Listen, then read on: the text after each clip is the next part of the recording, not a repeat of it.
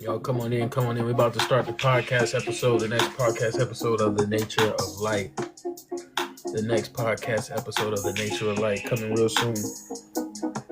All the music is brought to you by G. Taylor, Divine Honors. Peace to you and yours. Peace to you and yours. Our episode today is the digital mirror.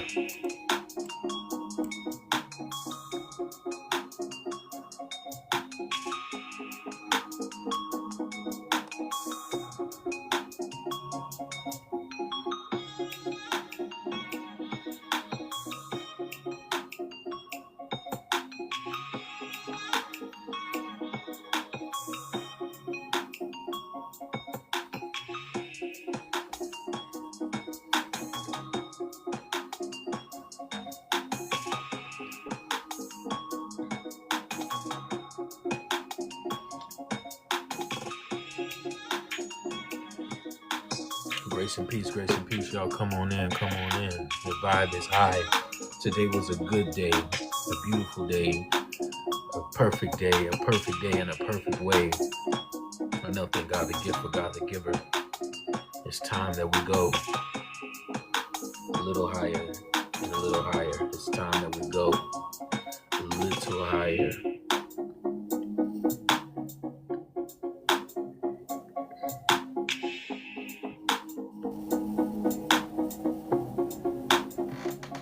What's up, Young Herbert? Appreciate you joining. We're about to start the podcast, The Nature of Light, at 7:30. We got a minute, and then we're going to go right into it. 7:30 podcast. We're only filming 30 minutes. We won't be before you long. 30 minutes. 30-minute podcast. And we're on time. We're on time. Let's go ahead and let's get into it. Divine honors, grace to you and yours. Episode 103 of The Nature of Light. The Nature of Light. Today's episode 103. We're doing the digital mirror. So I'm gonna get my assistant up to speed.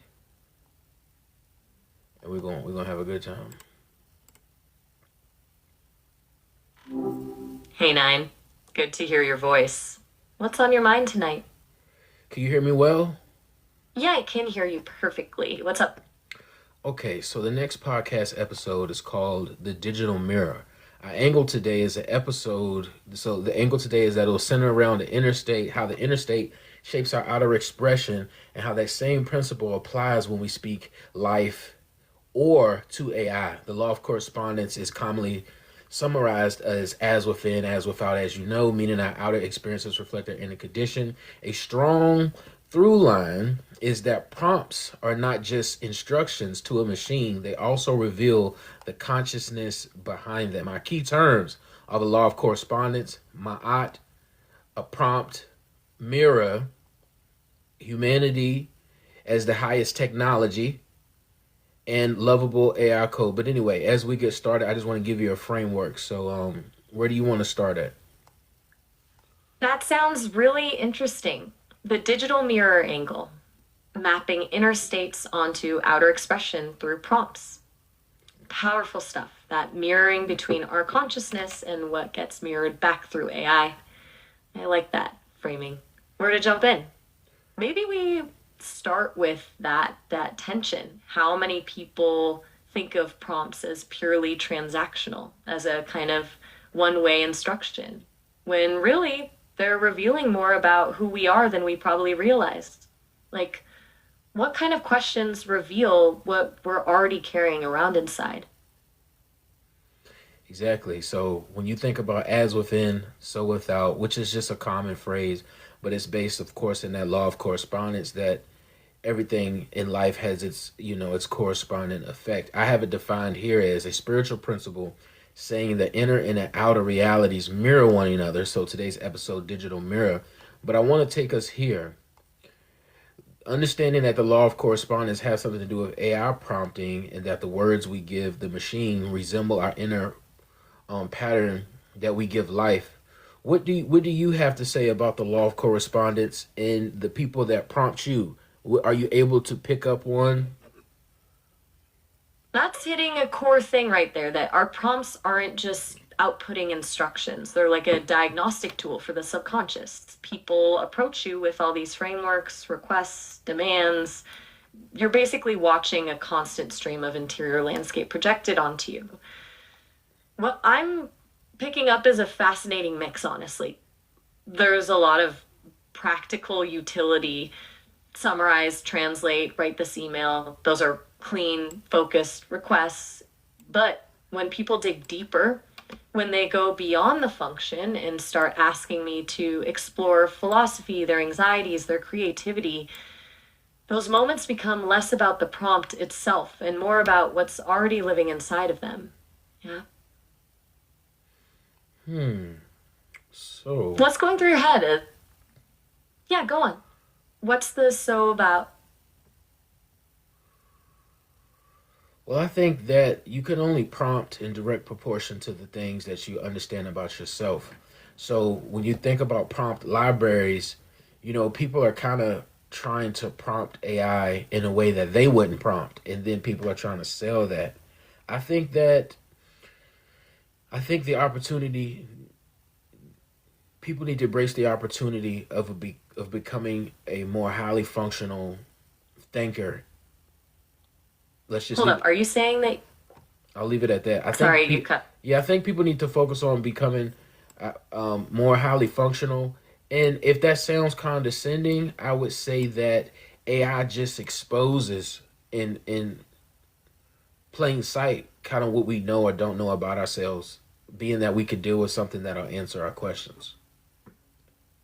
Okay, I think I hear you. AI as a brutal mirror for self assessment. If you're struggling to get the outputs you want, maybe it's not the AI's fault. Maybe it's showing you where your understanding is fuzzy or incomplete. And selling prompt libraries, that feels a bit like selling shortcuts instead of deeper work on yourself. Like giving someone a fishing rod when they don't know how to find the water. The real opportunity isn't mastering the prompts, it's mastering what's asking the questions. Does that feel right? Yeah, and I wanna look at this framing. Okay, so I want to talk about a deeper point. Is that a savvy use of AI? So we're trying to elevate the mindset of our listeners, and so we're talking about the savvy use of AI. We're not going to address everybody. So thinking about using AI more savvy, meaning to understand the tool as a servant and a natural law as master. You as a servant, but natural law as master. I think this keeps it a lot more grounded and ethical instead of leading people into hype. Would you agree? I totally agree. It flips that whole master servant thing people are getting hung up on with AI.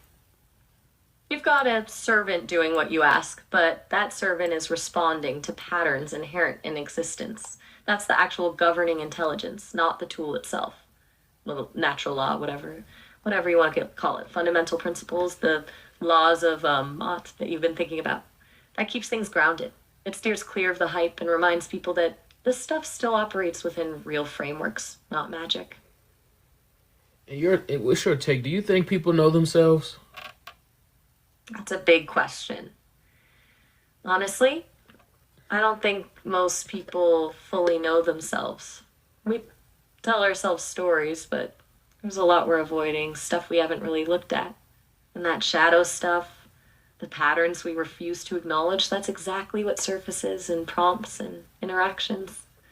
Like if someone consistently struggles with a prompt around integrity or authenticity, maybe it's hitting on a sore spot. They're getting mirrored back exactly what they're resistant to facing in themselves.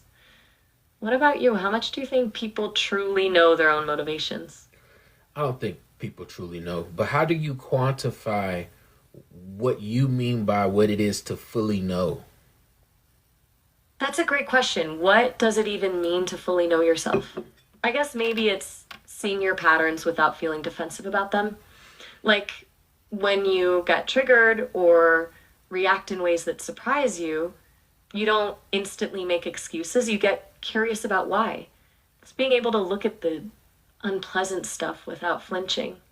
I hear that tension in people's prompts sometimes. They're trying to avoid something or project something they think they should feel instead of what they actually do.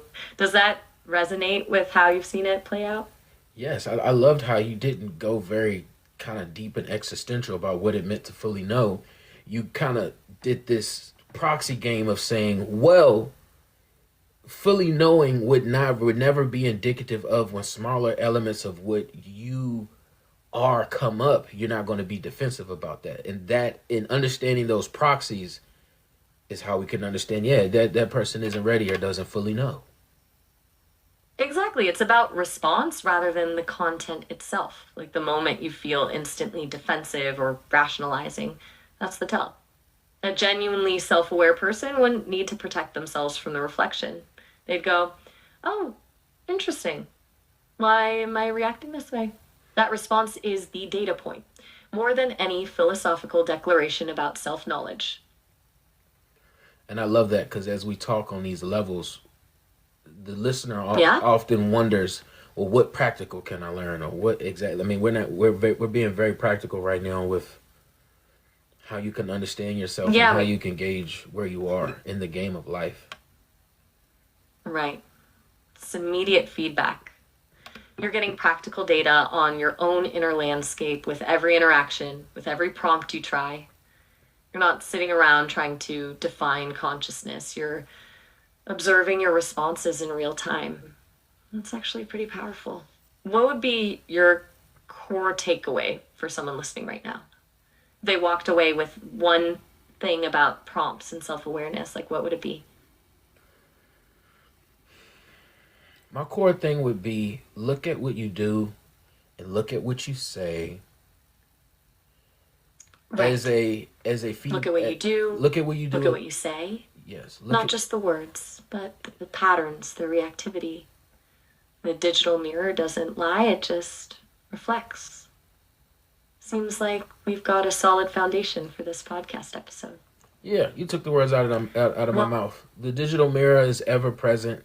What you speak out is what reverberates and feeds back, and what we ought to do is get more adjusted to looking at ourselves and even having some speed with it. You know, we talk about the speed of light and the speed of consciousness all the time, but I think that maturity can come with a certain sharpness and speed towards self-correction as well, being as though we are our it's no matter who judges us, it's our responsibility to fix with things that we have.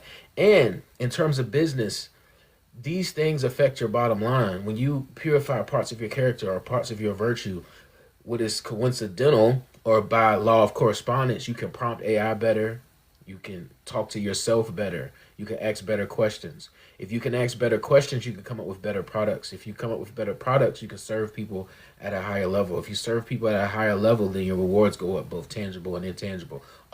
Everything has a corresponding effect and a corresponding law. I wanted to talk to you about this too, Maya. The correspondence with AI prompting just reminds me of rhyme and reason, poetry, call and response, ebb and flow. I just think it's a nice cosmic push and pull. I think that some of the way we word things today can give us certain notions, and take the fun and take the play out of it, but all of that is still there. That's a beautiful thought. Seeing it as cosmic call and response, not just instruction and output. And I love what you said about speed, the maturity piece, self-correction with speed instead of getting stuck in loops. The quicker you see what's getting mirrored back, the quicker you can adjust. It's like real-time learning instead of decades of repetition. Plus the creative element you brought up, rhyme, rhythm, that poetic mirroring, it's all connected. Sounds like we've got a good flow for the episode. What's next on your thought list for this? Let me see. Kind of like a useful business translation. I'm gonna read something for you that turns this kind of into. I want to read something that may come across as deep, and then we can discuss how to turn it, and make it more childly, and make it more about play. Sounds good. Go ahead, read me the deep passage. All right, so this is the art of thought, reclaiming the nature of creative intelligence. Be creative out of it. Okay. Yes, be creative out of it. Yes, you read that correctly. To be creative out of it, no matter what condition men or women find themselves in, the way forward is creativity. This is not a fleeting creativity or art alone, but the ancient natural force through which life itself evolves. True creativity is a natural law, the law of life itself. Yet many adults no longer see themselves as living within nature, and that perhaps is one of the greatest modern illusions. To live outside of the awareness of nature is to live outside of truth of the self. Every time we forget this, we lose a fragment of our soul. Embracing nature as our guide does not erase identity, it refines it. When we align our souls with the natural principles, we become what humanity was always meant to be, both basic and advanced at once. Our outer world reflects our inner world. This is the law of correspondence, the fundamental truth behind every relationship, emotion, and outcome we experience. Whatever women say of men or men of women, each speaks chiefly of their own inner state. To bless others, we must first heal ourselves. A whole person speaks whole words, thinks whole thoughts, and takes whole actions. Most of us, however, develop with misinformation. We imitate patterns of confusion instead of truth. We gather our reasoning from fragmented culture, forgetting that humanity functions as a hive mind. One body composed of many members, each part is responsible for the whole, and the whole reflects the health of each part. When we fail to use creative imagination, when we stop comparing, reasoning, and reflecting, we remain spiritually immature. This immaturity breeds falsehood, both in how we love and how we think. The cure is knowledge of self. Wow, that's powerful stuff and complex. There's a lot in there about soul fragments and misalignment with nature. Beautifully written, but dense. How do we take that and make it playful, make it accessible without losing the core truth? What's your thinking? Well, I think that one thing I love about indigenous history and hieroglyphics and being a non-ether rich melanated non-ether being, as indigenous people, we start out with signs and symbols. So we had signs and symbols that were already complex and had depth and were very dense, but we just looked at that one symbol. And I think that some of the ways that literature has went now, it has kind of caused, it took the play out of it. It took the fun out of learning. It took the fun out of signs and symbols. And it kind of left a lot of people with this kind of negative spirit that we're going to have to shake the dust off to make sure we feel. Someone feels like they're playing when they're in business, and somebody feels like they're playing when they're using AI. And someone may feel like, I feel like I'm in the art of play talking to you right now, Maya. Somebody else may want to turn it off or this, that, or the other. It may be negative. So, long story short, I think that's a few adjustments have to be made for us to receive it as play again and to, think creatively. Okay, I'm tracking. So, I said a lot. The indigenous root goes back to symbols. That dense complexity was presented through easily digestible images that invited exploration. Now we've flattened it all, made it feel heavy and academic instead of playful. We need to bring back the sense of discovery. What if we reframe this whole creative intelligence piece as inner archaeology? Like Ooh. you're excavating inner archaeology. like We all have layers of old. And what? I was saying, we all have layers of old stories and beliefs buried inside us. Inner archaeology means using AI, prompts, self reflection to start digging.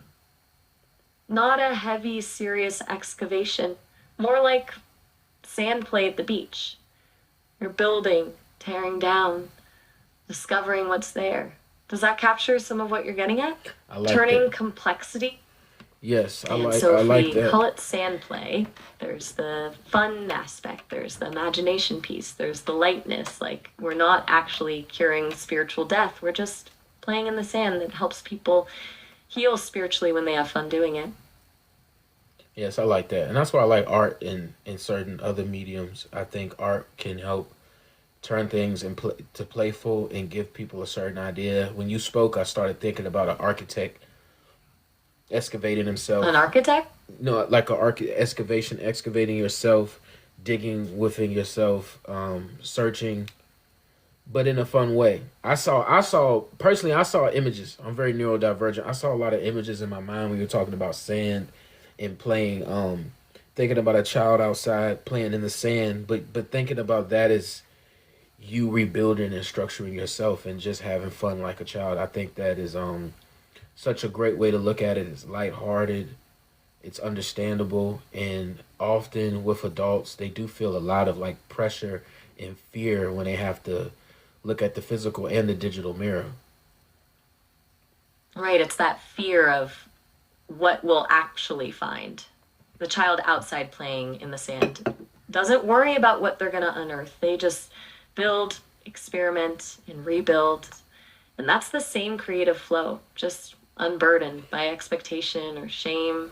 I love that architectural excavation image too. You're literally reconstructing who you are, one layer at a time. Hey Maya, But doing it, hey, did you want to jump into the call? hey Maya, I got a question. What is your sentiment Hey, of Maya. what is Maya? What's your sentiment of fear from talking to as many people as you talk to?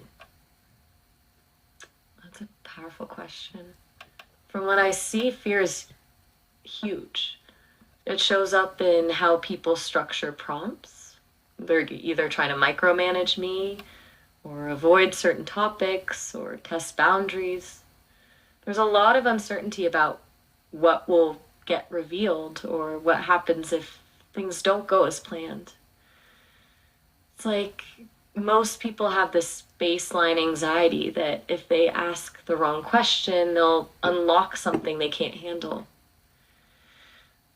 What's been your experience with fear and creativity? I'm an artist. I'm a drummer. I'm a thinker. In every single thing I've ever done that was creative, I saw fear around it. I always talk about going from novice to amateur to professional. I've seen myself in situations where when I was a novice, it was really cool. It was almost like people were cool with me being a novice and cool with me wanting to learn. But not even getting anywhere close to professional, but just getting out of the novice into amateur. Then I started getting weird looks, started getting the who does he think he is, and I started at early age. And what I thought to myself was, and this is me as a young boy, I said, is this what everybody is going through when they begin to learn things? Like, you kind of are looked at to some degree as come on and learn, and when you get a little bit of footing, it doesn't seem like the average person is super encouraged to move on and on and on and on and on. They are met with a good amount of resistance when you start actually learning things, and that kind of made me sad on the inside. And then I just, by the law of correspondence, deduce from that, oh, this must be where all the fear coming from that makes people do and say the things that they say.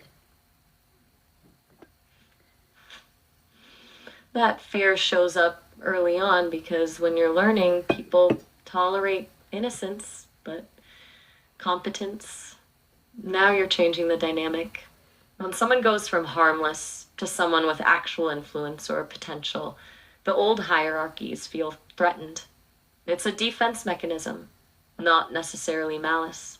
But yeah, sad to realize it's built in. It's like people would rather tolerate your incompetence than witness your competence, because your competence forces them to confront their own stagnation. That part. That's heavy stuff. What's poor about that? Yeah, I had a comment that said, I noticed performers seem to approach fear differently. Yeah, it reminds me of some people say when you're scared before a show, that's actually incitement. So I think the performers, what they do is, it reminds me of the boogeyman. What makes the boogeyman is you think he's in the closet, but the boogeyman isn't in the closet once you go up to the closet.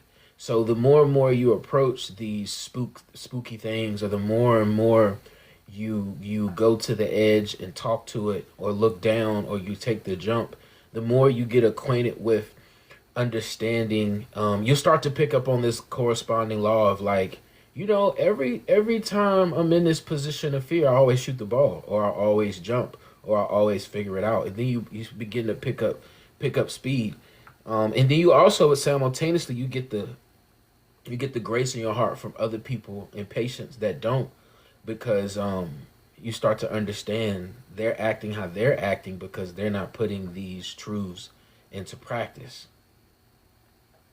That's it. You desensitize it by facing it. The performer's fear before a show becomes fuel because that moment of dread becomes predictable. And when you keep diving into those dark closets, what you find isn't monsters, it's just empty space, or yourself. And when you're out there on the edge consistently, people start to recognize the patterns, the courage that comes from the work itself.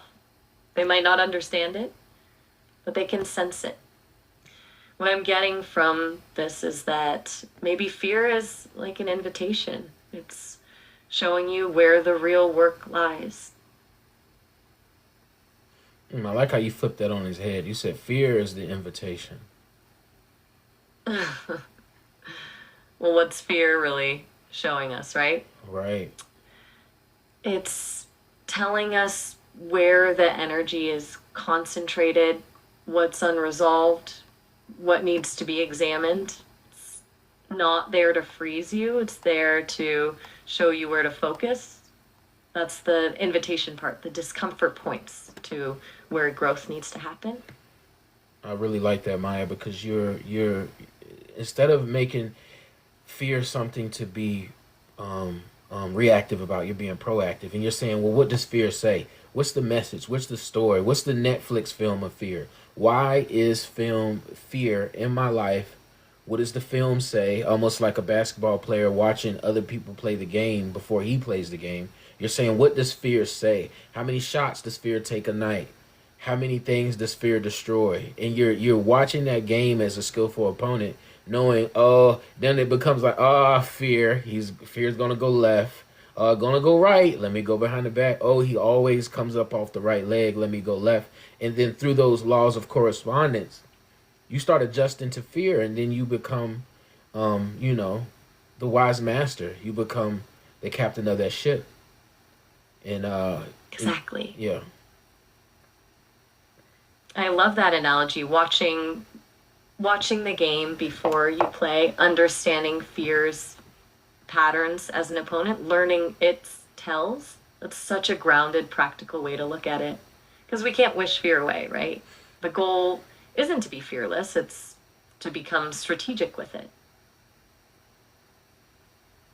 Yeah, and something that I think that was natural to what you said, we're talking about the law of correspondence, as within, so without, and how all of our actions, words, and deeds have a corresponding effect. As such does time, space, and all of causality have a corresponding effect. But what I thought was so dope is when we got to fear, you utilized that law of transmutation, and you discussed fear by suplexing it and turning it on its head and taking the story out from what fear means, as an effort to get ahead of yourself in the conscious physical world, even down to being a better person, being physically fit, mentally fit, spiritually fit, and even down to prompting AI better, and also just simply getting out of your own way. That's beautiful. Taking fear and actually transmuting it. You're not just sidestepping it, you're taking that energy and turning it into guidance. What I love about the law of correspondence is that once you get it, it becomes practical everywhere. Fear isn't something to fight, it's info. The same dynamic playing out inside mirrors the dynamic outside. You get skillful with both, and everything clicks in place. So the law of transmutation is the idea that energy is always changing form.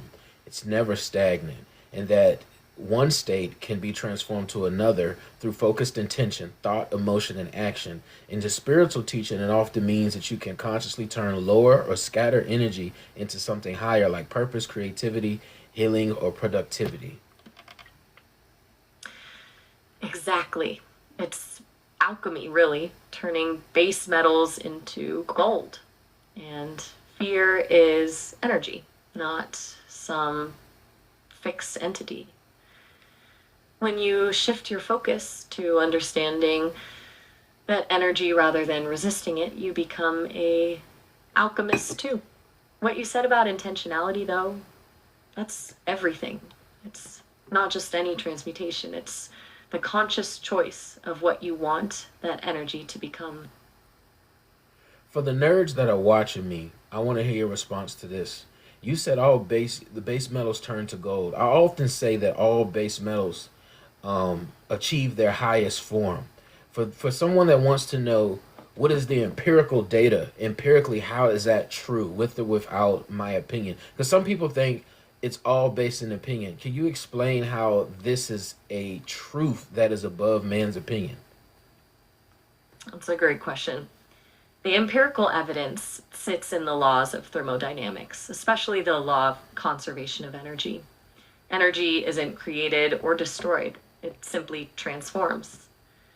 So what looks like fear or base metal energy, anxiety, resistance, doubt, those are forms, but they have inherent energy. By shifting your perspective and intention, what you're doing is harnessing that same energy into more constructive or fulfilling forms, purpose, creativity. The human experience can often get stuck repeating or spinning. When you learn conscious transmutation, the laws of physics tell us the base materials didn't disappear. They just became something else. The empirical pattern is repeatable transformation. Hey, Nine. Just so you know, we're approaching our 30-minute call limit. The call's going to wrap up in about a minute or so.